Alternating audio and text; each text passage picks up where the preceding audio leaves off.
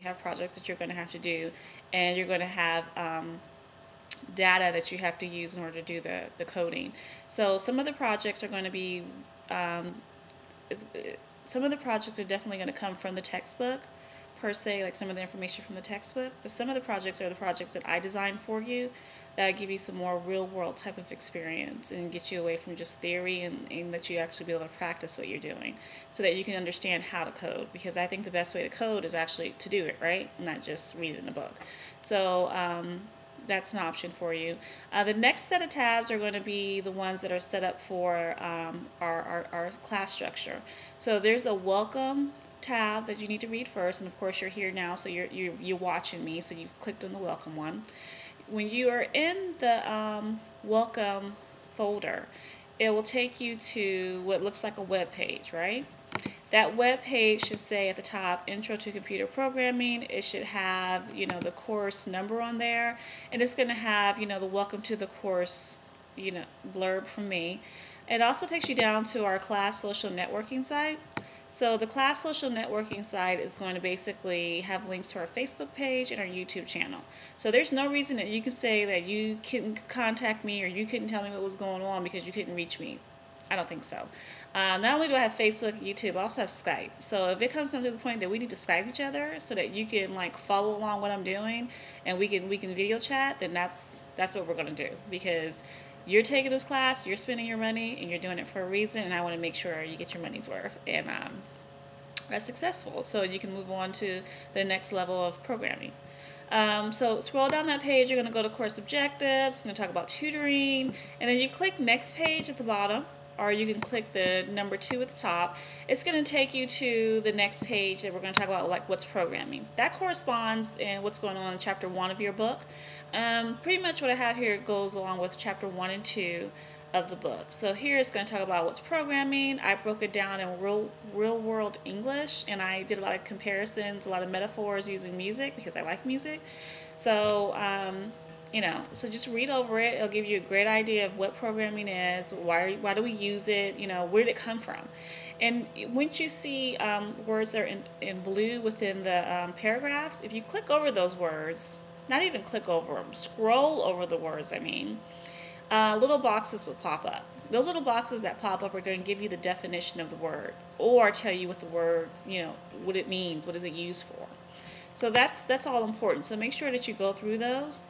It's important to know who created C++ and why he created it. So I have this information in there as well. You should make sure to go to his website and just, even if you're not like a super duper programming, oh hell, the C++ god, you can still go to his page and find out, why did you do this? Like, what was the point?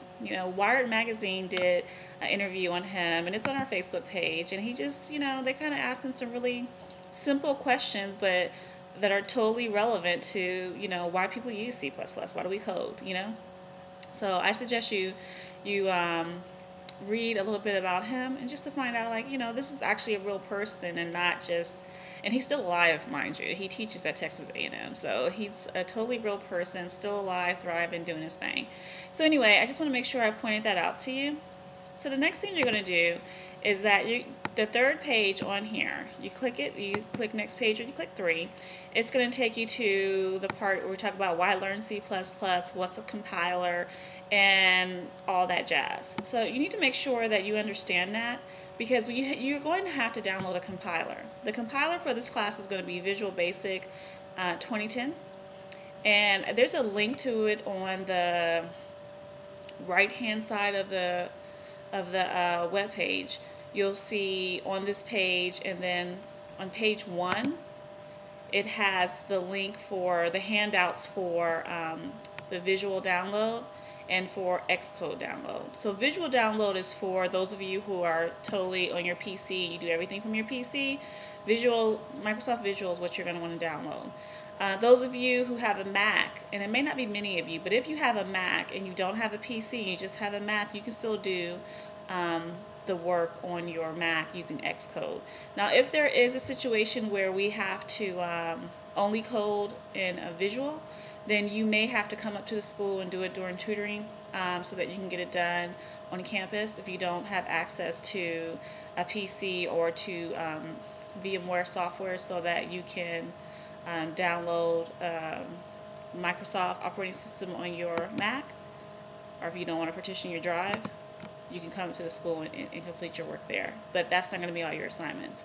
That's only in special cases. So if you feel that you can't keep up with the work, if you have a Mac, then you have to download, then you're going to have to find a way, to get some type of VMware software, some type of virtualization software on your Mac so that you can download the Windows operating system and be able to download Visual Studio. So those of you on a PC, Microsoft Visual Studio 2010 is what you're going to need to download when you, sorry, my glasses are slipping, but when you click on the link, the PDF link for, how to download Visual,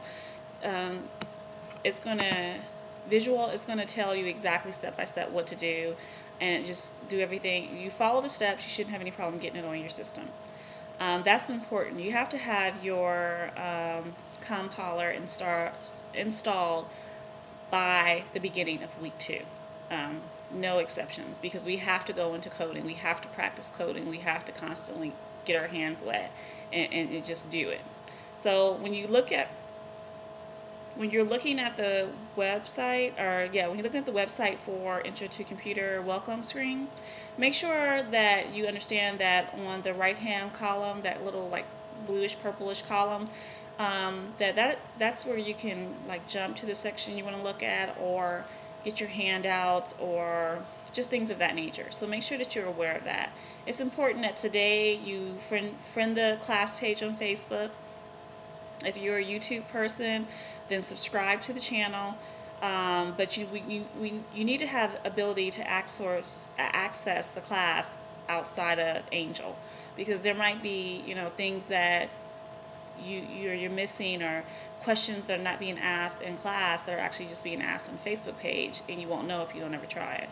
And since I like Facebook, then you could probably message me on Facebook through our page site. So okay, so we covered that part. So I wanted to make sure that you understood the flow of the site. Oh, going back to the site. So let's go back to Angel. If you go back to Angel and Lessons, you'll see that there's a quiz folder. The quiz folder is where you're going to find your quizzes for each chapter in our book. There is 12 chapters, I believe, in our book. Sorry, no, 11. There's 11 chapters in our book, but we're also going to cover libraries and interfaces. And so there's going to be like 12 chapters in total. But all the quizzes, including the libraries one, is going to be in your quiz folder. There may be additional folders that come later, but if so, I will explain them as soon as I put them up there. But for right now, all your information that you need is right there in Lessons. And so we're going to go from there. This is how we're going to start the class. This is how we're going to, move through everything. Make sure that you check the timeline, because there's the folder for the timeline as well there. That way you know like what's due, or what I need to be working on. And what's super important about programming and taking an online class is time management. You need to make sure that you have the time and commitment to just do this, because you do not want to fall behind. Because if you fall behind in a program, it's going to be super hard to catch up. So anyway, just wanted to introduce myself. Welcome all to the class. Make sure you send me your JPEG pictures so that I can make a class directory, and I will see you the next time you log on. Bye.